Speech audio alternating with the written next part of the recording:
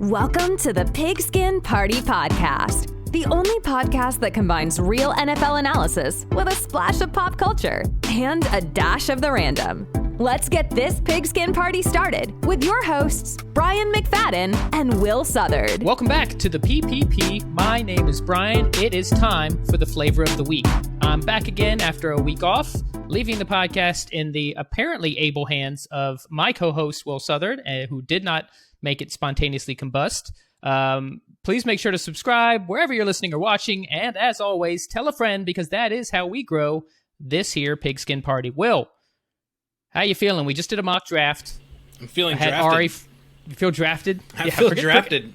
Adequately drafted, and now to talk about tangentially related NFL things and off-topic debaucheries for a little while here. And speaking of draft, apparently you have no air conditioning, so there is no draft. And as a result, unfortunately, there will be no hat. Which also, as the host, I guess since you were more well-behaved, you didn't wear a hat last week either. No, I didn't have time to think about hats. I was too busy just keeping this party on the rails. Had to keep it on rails and keep it on the rails going. You did it well enough. We are still here. I guess we'll see this week. If our downloads go to zero, then we know that whatever you did was a disaster. But let's keep it rolling. We have, returning again from the main episode where we did our mock draft, is Kevin Brumley, also known as the Sports Muse. Kevin, how you feeling? You ready to keep going with this thing? I'm ready to roll, guys. Let's do it. Yeah, last time you were on Flavor of the Week was when we had the infamous finding out that none of our producer and our guests hadn't seen Any Given Sunday or Varsity Blues or White Man Can't Jump, and it was a travesty. And as I said on the last episode, I'm just glad that you didn't hold that against us and decided to come back and join the Pigskin Party once again. I had about an hour conversation with my buddy about the list that they gave for the greatest sports movies, about how they put Gridiron Gang or Longest Yard. Yard, yeah. it was so there's I don't even know if The Longest Yard's in the top 50 best sports movies of all time. To have it in your top 3 it's tough. It's a tough look. And what was that golf game? Little Giants? By the way, and I found out, so I did some research. It's called the what is it, like the greatest game or something like that? He said the greatest game ever played is what he called it. Yeah, and he said Tobey Maguire's in it, and it's Shia LaBeouf. They're the same Oh, person. Really? So he didn't even have the... No. It's his favorite movie, and he doesn't even know who's in it. They're the same person, honestly.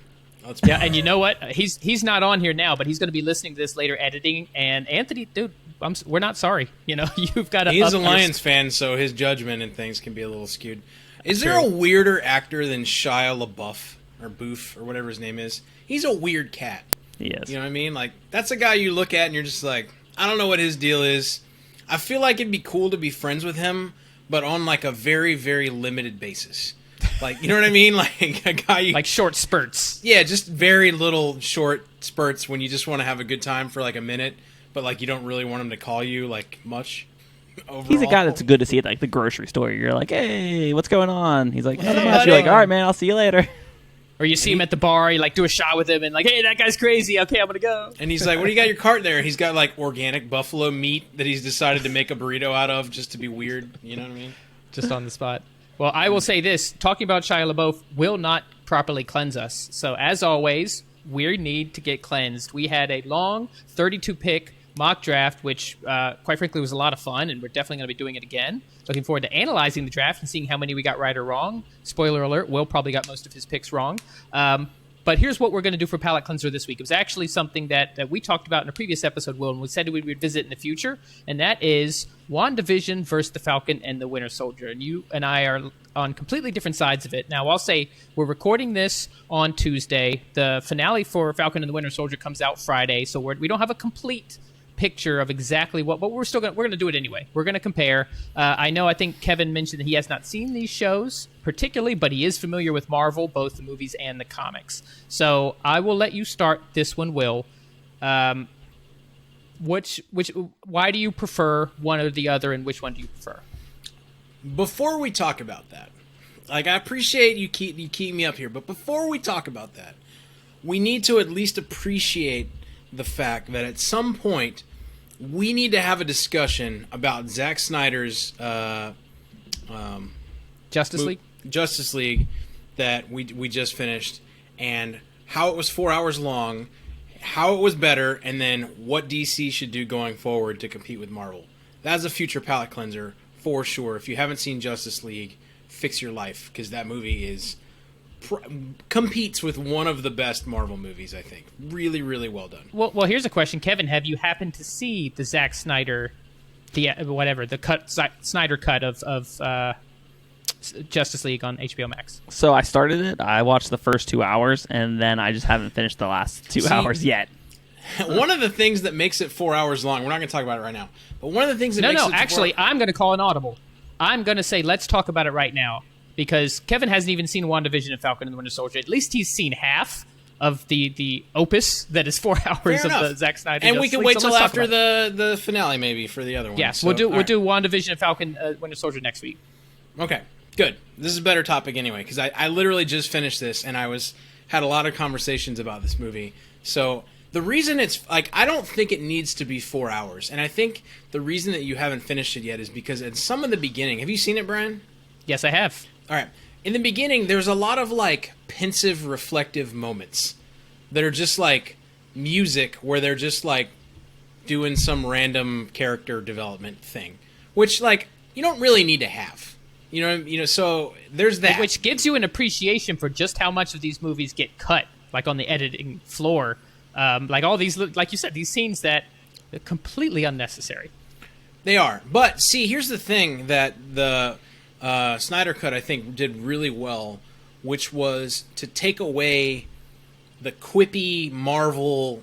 Like, DC does not need to be Marvel. And, in fact, for them to be competitive going forward... They took out the Joss Whedon-esque stuff. Yes. Yeah.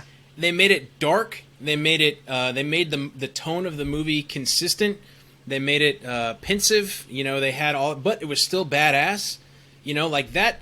I think DC is going to, number one, look at this movie and think, we need to do more like this, right? And the Marvel movies that come to mind in that kind of style, not necessarily Deadpool, because Deadpool's funny, but like that character has to be.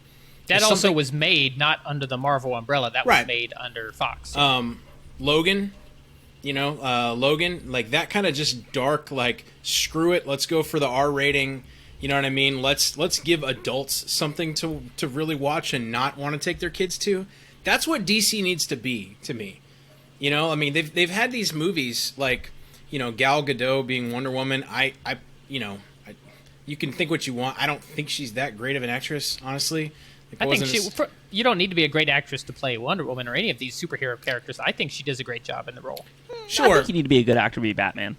Because Batman's two different characters, right? Yes. Agree. I will agree with that. But Wonder Woman, yeah. I mean, the villain of that movie, like, no, his name is awful, first of all. Like Steppenwolf. Steppenwolf? Yeah. Like, whatever. But they can't really change that. But, I mean, like, that armor, the spiky armor that he had, the like, demon-looking, like, Terminator stuff, like, he was a great villain. If they don't take visually, I don't think he's a great villain as far as depth. Like, Thanos was a much better villain as far as depth and almost character arc, especially in Infinity War. But, yes, as far as visually, yeah, Steppenwolf looks cool. Also agree, stupid name, but has a great just presence to him visually. If they don't take Darkseid and have him come back and make a sequel to that, they've missed a golden opportunity to make good money. Because if you look at Rotten Tomatoes, like, the Snyder Cut got received very, very well. Yeah. And we actually delayed watching it for, like, a few weeks because of Kevin's point about it being just a monster to get through. But I was like, all right, we're going to give it 2 hours. We're going to pause it. We're going to go to sleep. And the next night, we're going to watch the rest. And that's what we did, but... I was watching it in the morning. I think I was like, I do like morning runs or walks, and I think it took me a whole week to finish it because I would just watch like 40 minutes at a time.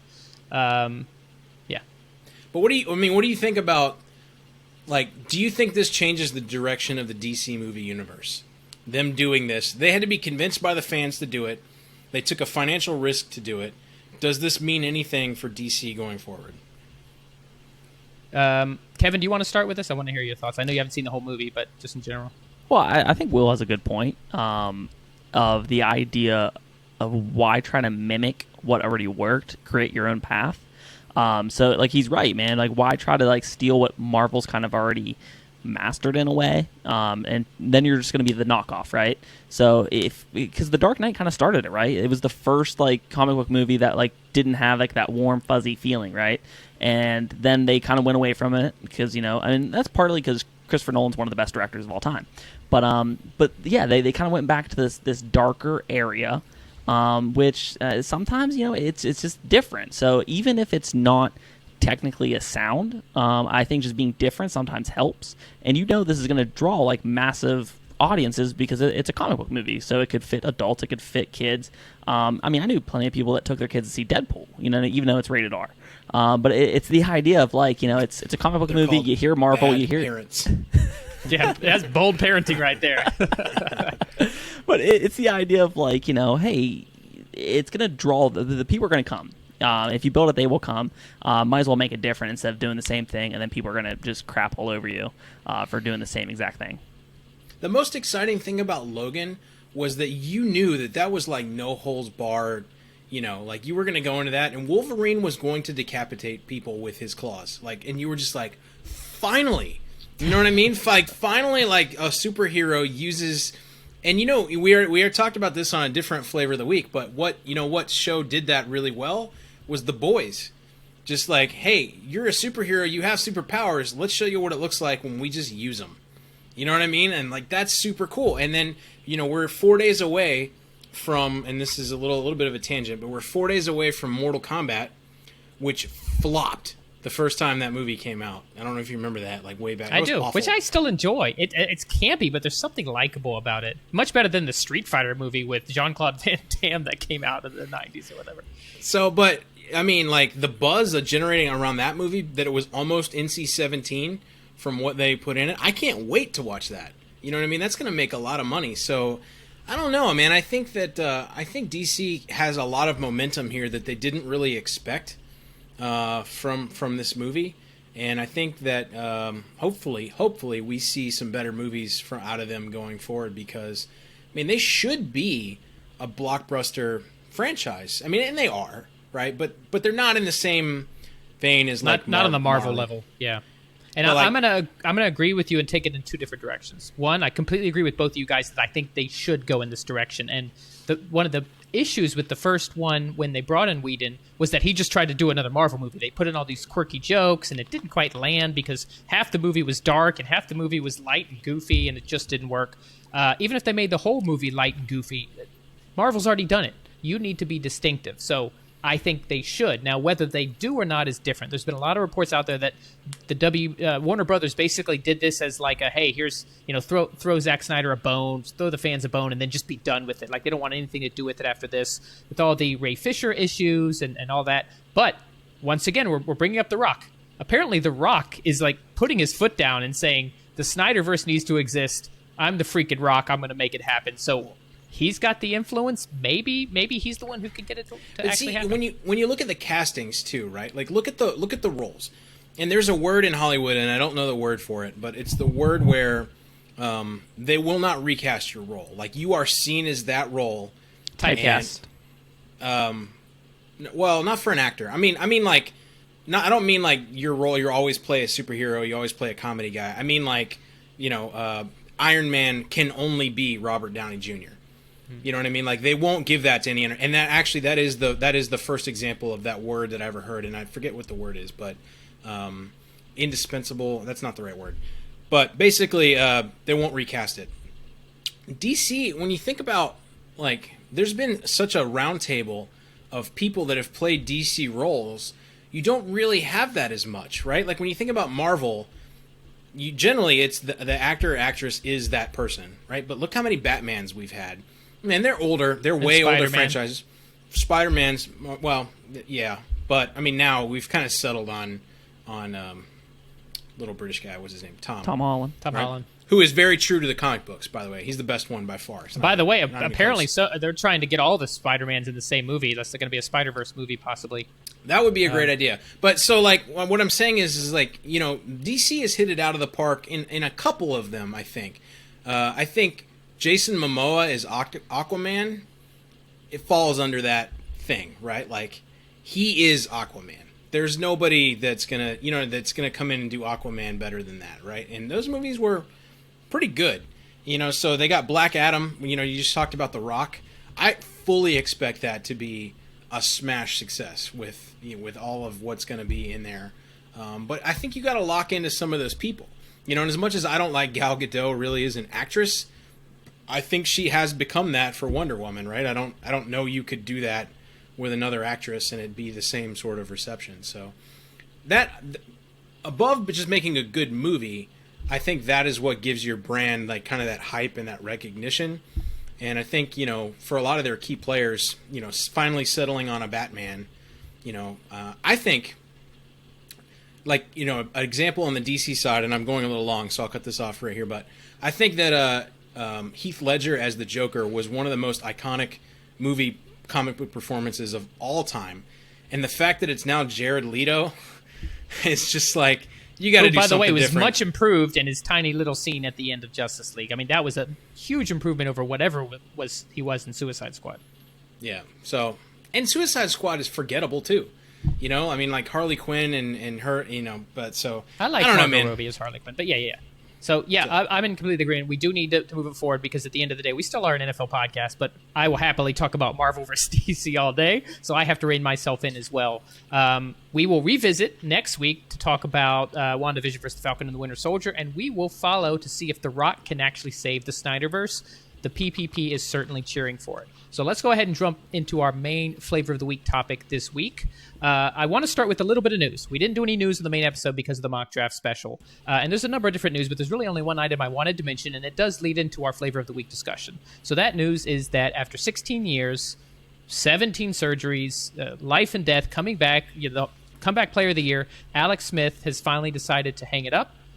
As quarterback in the NFL, most recently with Washington, started his career drafted number 1 overall by the San Francisco 49ers in the same year that Aaron Rodgers was drafted by the Packers later, and then played for the Kansas City Chiefs and went to many playoff games for many years. So great career.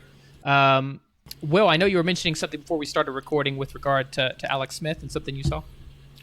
Yeah, I mean, dude, I'm just a huge Ryan Fitzpatrick fan. I mean, you gotta love him. Dude, I mean, he's got to be in the Hall of Fame, right? Just put him in there. Just do it.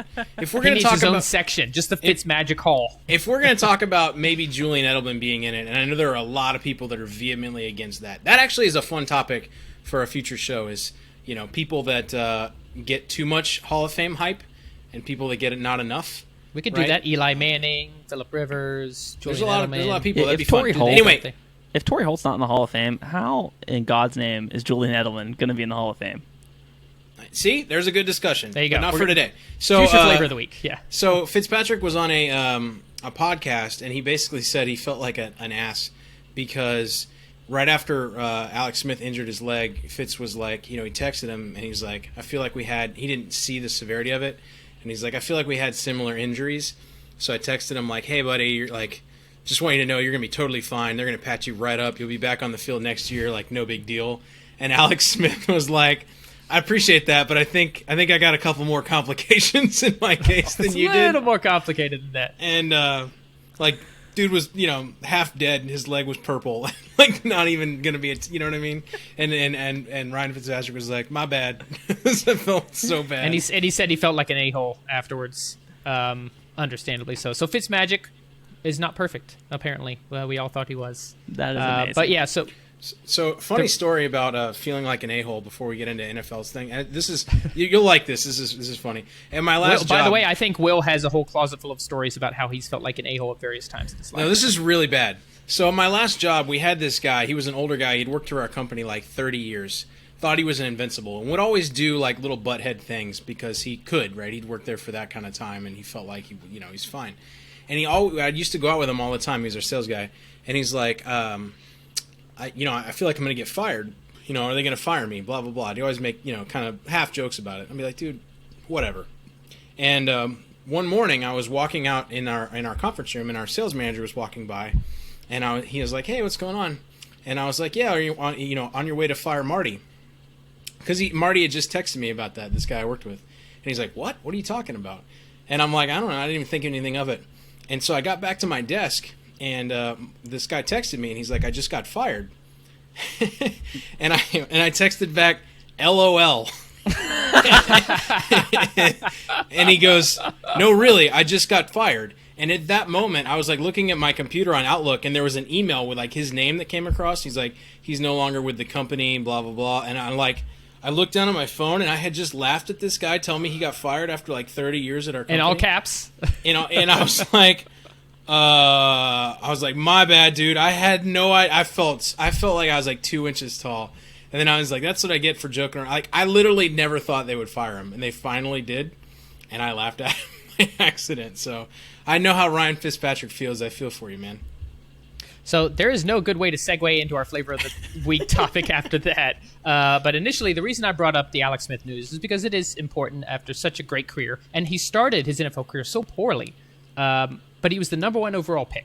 And so that is what I'm going to transition in today. Is I want to talk a little bit about the NFL draft, call it the industrial complex.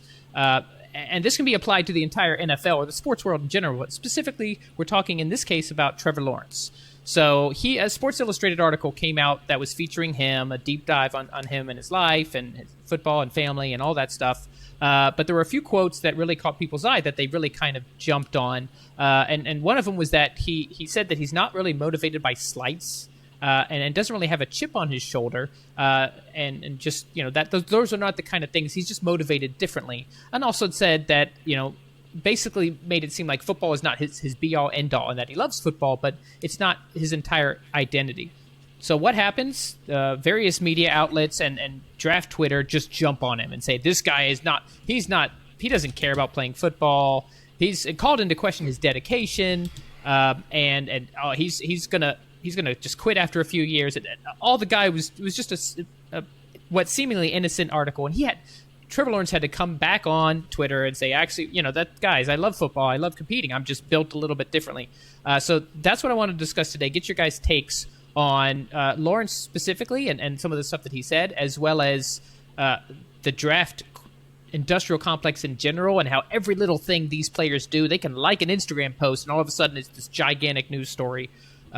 So Kevin, I'll start with you on this. What are your thoughts on the Trevor Lawrence quotes? Is there any meaning behind it? Is he just built differently and people are misinterpreting, or do you think there's actually something there? Well, I think it's interesting, and this is something I've kind of gotten a little bit familiar with interviewing like high school prospects.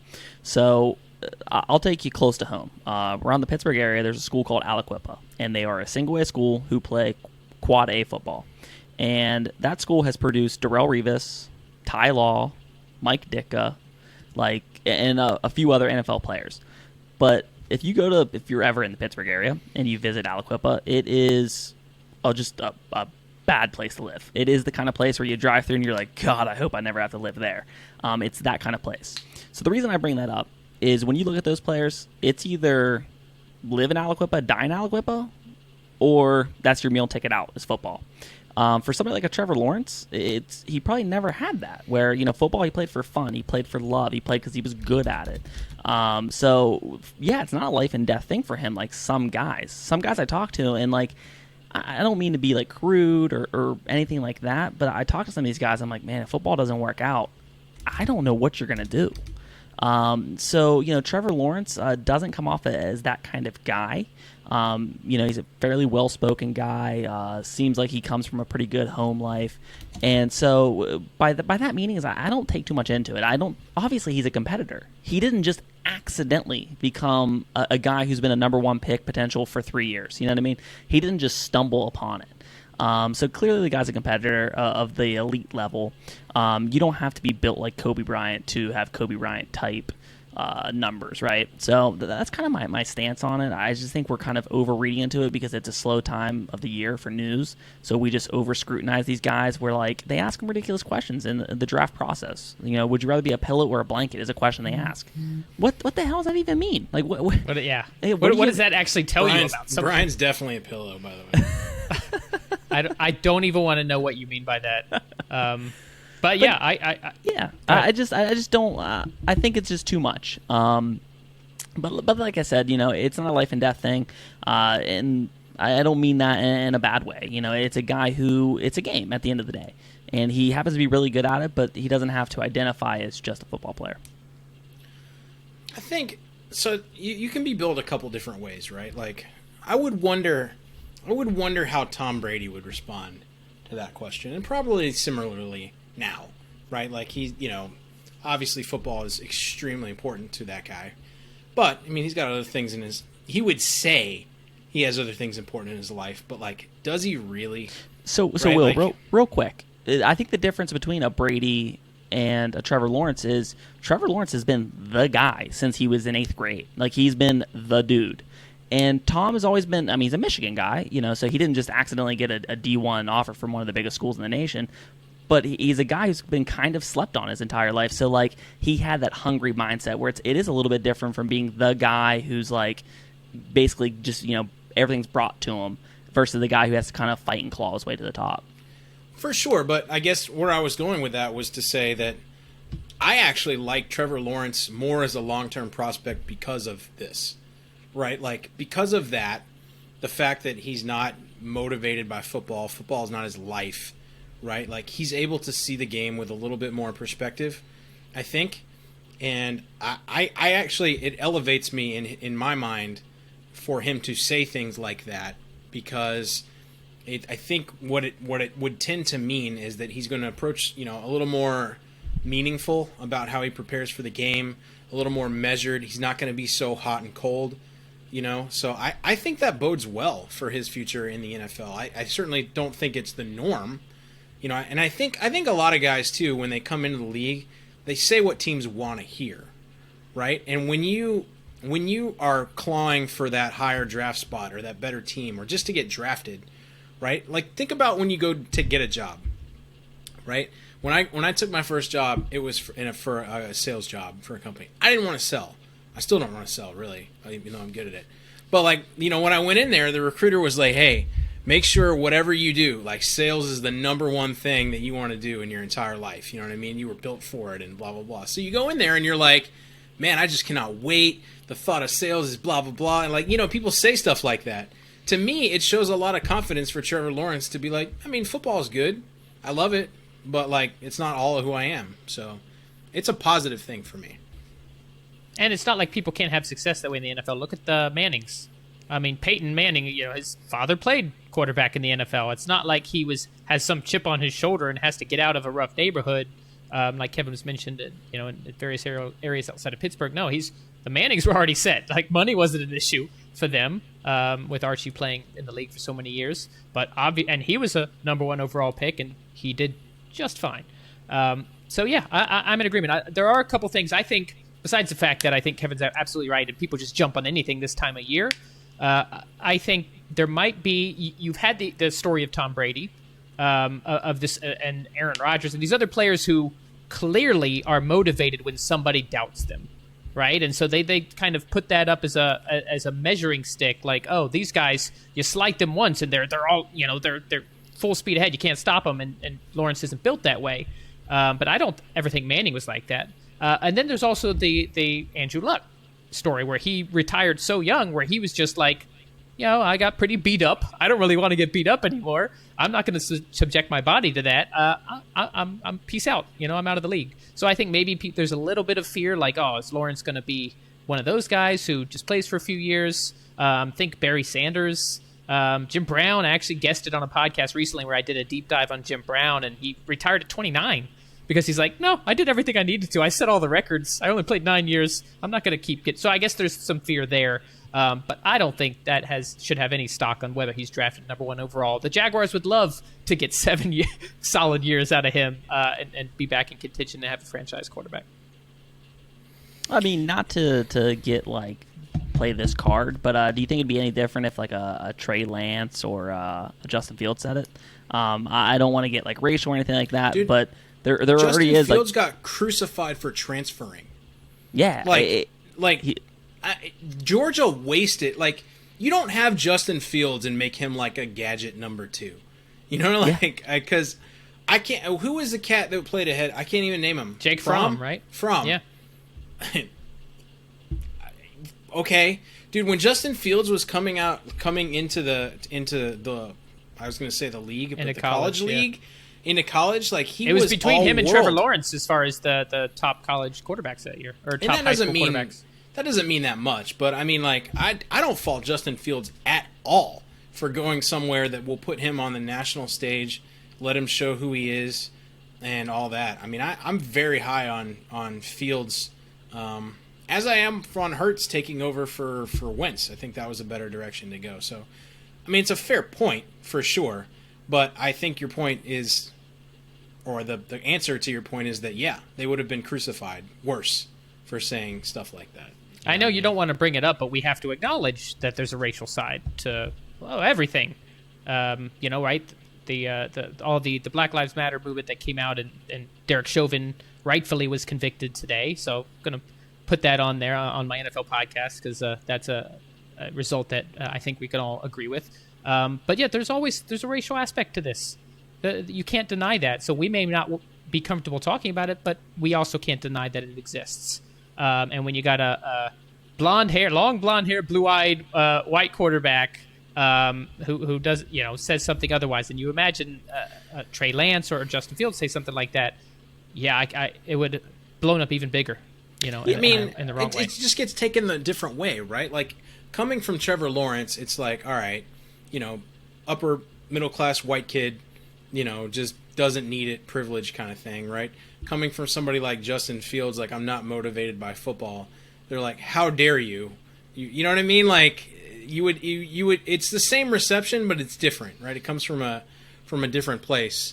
Like, you ungrateful bastard would be like the thought behind that kind of stuff, right? Unfortunate as it is. I mean, it's. It would come to the thing, then fine, play for free if you don't need this and whatnot, like the ungratefulness. But Trevor Lawrence people are going to try to justify, and it's subtle racism is what it is. You can't be blatantly racism on TV and on air and stuff like that, but it's the subtle racism. Just like with Justin Fields, they're like, oh, he's not a hard worker. Well, what? Like, when that came out, what evidence did you have? Did you talk to the coaching staff? Like, are you just saying crap and just seeing if it sticks? Like that, you can't do it, man. It's so frustrating. Character issues, but there's people in the NFL that like beat their significant others half to death. Yeah, the white kid from Seattle. I can't even think of his name. Who he was bipolar. Oh yeah, the offensive lineman. He choked his girlfriend nearly to death. They're like, he's bipolar. It's okay. And it's like, okay, I get what you're saying. Mental health's a serious thing, and I understand what you're saying. But if a black guy did that, we'd be like, he needs the death penalty, gas chamber him. Like, it's sickening. It really, really is. And we're it's brought to the spotlight more than ever right now. It's a weird thing because, like, the NFL, and we talked about this a little bit last week without Brian, was, forgiving of talent for sure. It's a money-driven league, right? Like, will they ever go to a more, and they're never going to be a zero-tolerance league, but will they ever go a harder stance on this stuff? I don't know. I mean, you have people like Joe Mixon, who broke a girl's eye socket in college and had to sit out a year, who's in the league.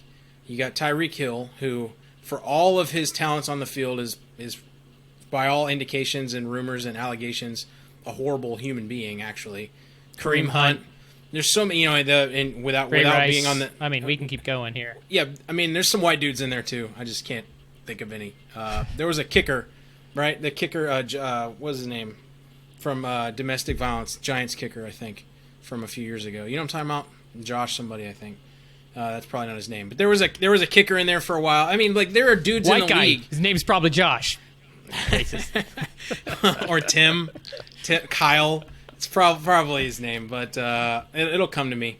But they're in the league. Deshaun's going to still be in the league. So, as unfortunate as it is, I mean, I would rather a dude say what he's motivated by and be honest about it than to try to, like, put people in the same kind of room with people that actually do bad things, So let's turn this into talking about, and this can honestly be applied to all of Twitter, all of social media in general.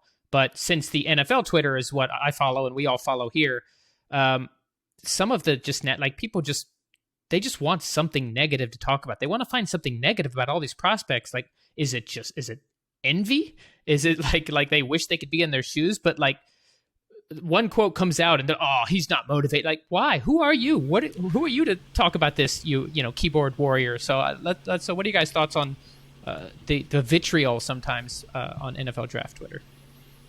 I do want to just take a pause real quick before you answer that to say that his name was Josh Brown, and he was a kicker for the Giants, and it happened in 2017, and I have an amazing memory. All right. Right. So you didn't make Keep it going. up. Okay. So you didn't make it up. Okay. All right. No, so I was gonna say that like it's the idea of like crabs in the pot, right? So if you put like boiling water, they try to pull themselves down, right? So nothing can get out. I think that's because it makes the people who are on the lower level or the medium scale feel a little bit closer to the top. If you bring the top down, if you can't elevate yourself to that top, you bring everything else down. So I think that's what the idea is, you know, I'm sitting here, you know, making whatever minimum wage, or I'm making $50,000 a year or whatever it is. Well, this guy's making, you know, more in a month than I will in a lifetime. And so we just try to tear him down so we can feel as equals, or like, hey, I'm a better person. Yeah, he might make more money than me, but I'm a better person than that guy. So it's just, we're just crabs in the pot. That's all it is. Wait a minute. If you put a bunch of crabs in a pot, they'll pull each other into the water? Yeah, so like they try to climb out, right? Because they don't want to be in boiling water. But they'll try to, what they're trying to do is they're trying to get themselves out, so they're kind of like a ladder, but they'll pull the other one down. So it's like crabs in a pot. So instead of helping their swear to friends, God, like, hey, I can't get out, but I'm going to help you. They're like, no, if I'm dying, you're dying too. Come back. Well, I'll tell you what, right That's now, disturbing. if I'm in a pot of boiling ass water and Brian's got a handle on the ledge and I'm holding his ankle, I'm pulling Brian to get up. Like, there's no, like, I mean, I don't know what to tell you. That's not a crab thing. That's just like a Survival, you know, sure. Yeah, like, I'm, you know, hopefully you hold on too. So are we going to end on crabs boiling in water, or do we have any additional comments? Is that how we're going to end this thing today? I mean, I think we can all agree with this Trevor Lawrence thing, right? That and Justin Fields this just goes back to the theme of the NFL teams and fans clamoring for news, wanting something to talk about, and just it happens every year. We'll talk about something. We'll talk about somebody, you know, scoring a 7 on the Wonderlic test, right? And what does that mean, right? Nothing in terms of how good he is in the NFL. What did Fitzmagic score? Perfect? Probably. Probably. Look it up. Somebody Google it. I bet it's really high. It's probably really high. But so, you know, it happens every year. So I don't take anything of that. I'm excited to see Trevor play with DJ Chark and Urban Meyer. I mean, the bigger question is like, what kind of offense is Urban Meyer going to have in Jacksonville? Like, he's not going to run the spread. Can we agree? Like, he doesn't have the people to run the spread in Jacksonville. Like, what is that going to look like? I mean, he's got Chark and who's that? Dede Westbrook, and who's the third guy? That's I mean, they got Chenault, the other kid. Marvin Jones? No, he snatches a touchdown from time to time. He might not even still be there. That's it. Yeah. He went to the Jets, right? Okay, yeah, he's gone. So yeah, I mean, they got a good core of receivers. Chark is underrated, probably, for, you know, considering who he played with. I mean, Jones was clutch for Stafford for a long time. Chenault was like the guy that everybody wanted to break out last year, but just never did. He showed some flashes. I think if they use him properly, See? he's the kind of guy that can work in an Urban Meyer offense. Yeah, exactly. All right, here's what we're going to end on. Ryan Fitzpatrick has the third highest Wonderlic ever in the history of the league. He scored a 48 out of 50. So Fitzmagic out of Harvard. Who has the no highest? surprise there.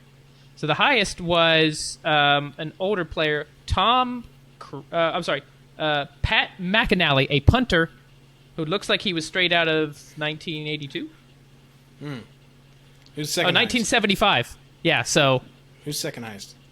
second highest is Mike Mamula, a different defensive lineman. Went through the combine in '95. So Ryan any modern Fitzpatrick- players, it's Fitzpatrick. He's the highest Wonderlic for modern players. Is it any surprise? So we're not going to end on. Wait. We're not going to. We all love Fitzpatrick on this show. We're not going to end on boiling crabs. We're going to end on 48 out of 50. Ryan Fitzmagic score on the Wonderlic. I don't even see info come out. Did they stop doing the Wonderlic? I don't think so. I think. I mean, there's some other famous All right, well, scores on the Wonderlic. Maybe Wonderlic is something we'll address in a future flavor of the week. For now, let's go ahead and wrap it up. I want to thank Kevin, a.k.a. The Sports Muse. Definitely check out his YouTube. He does a great job with the high school prospects, and I imagine they're going to keep going through college and NFL, and then he's going to be super huge, so excited to see that. Will, thank you as always for sticking around and for not driving this place off the wrecking it into the side when I was off. As always, fun fact before we end, guess what score? One of the lowest current NFL player scores. Guess they got a 6. Guess who it was? Cam Newton. No. It's Frank Gore. Frank Gore got a 6. Wow, the inconvenient truth. Do you guys ever Frank see Gore. that? Do you ever see that Cardell Jones tweet from when he was in school? You know what I'm talking about? When they were talking about classes and other things, and he tweeted, "I ain't come here to play school." Do you remember that tweet? I feel like that's what Frank Gore said when he went in the NFL. Like, and you know what? He's I think he's a free agent, but I wouldn't surprise me if somebody he'll get signed by like week 7 for a running back needy team. Okay, let's wrap it up there. As always, please subscribe, rate, and review. Tell your friends and leave us a 5-star review. On Twitter, official PP Pod. Watch us on YouTube, Instagram, Facebook, and TikTok. Join our Discord community. Link in the episode description. And as always, we'll see you next week on the PPP Draft in 9 days. Thanks for tuning in to this episode of the Pigskin Party Podcast. If you're enjoying the show, please feel free to rate, subscribe, and leave a review wherever you listen to your podcasts. We really appreciate that effort.